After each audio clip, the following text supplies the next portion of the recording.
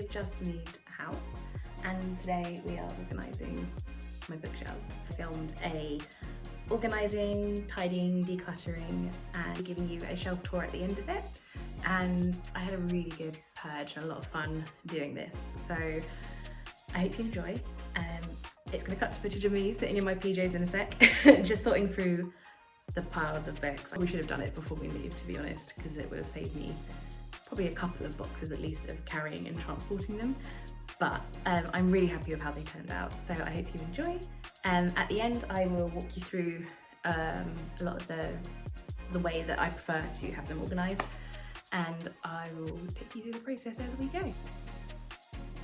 We are starting by clearing off these shelves and giving them a good dust and polish. I've also realised there's something sticky on that top shelf, so I'm just giving it a good clean and making sure that they're ready to have all our books on.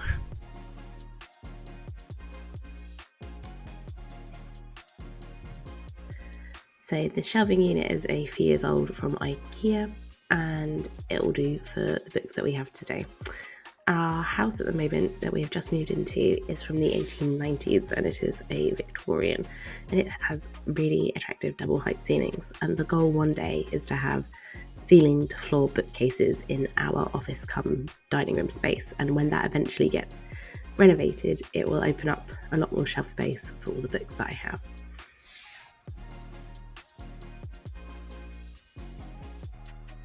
This is a quick overview of what we are working with. There's still a couple of boxes that I need to unpack, tip everything out and get started sorting. I had a declutter before we moved and the books are only in boxes for a few weeks, but I'm still optimistic that I can try and weed a few more down today and make sure that they all fit on that shelving unit. And at this point I'm still feeling really optimistic that I can make all of them fit back on the shelves and it will look really nice and tidy and aesthetic, and it won't look like it did in our previous flat, which is a lot of stacks and a lot of muddles and things that really needed a good sort. So we can do this, I'm optimistic.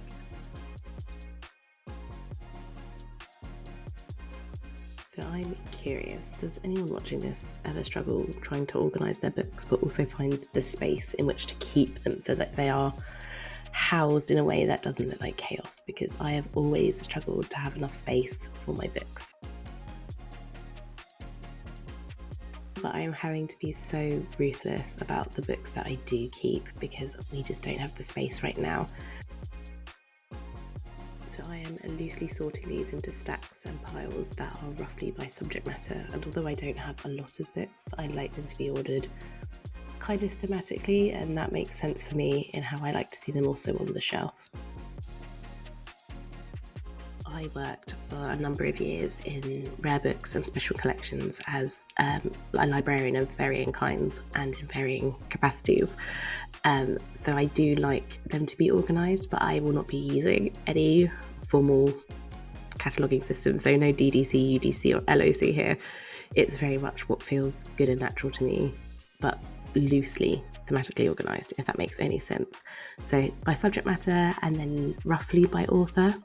When I used to have a really vast collection, I would even put books in order of published dates, but I just don't have time for that these days. I also don't really have enough books to warrant organising them that meticulously.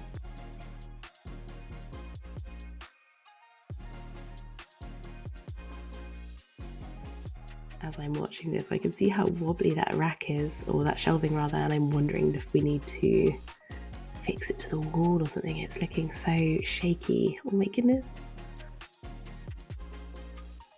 So with the decor in the rest of our house, we are super minimal, especially with our possessions and other objects that we have, but books are the one anomaly, and they are the thing that I just struggled to reduce.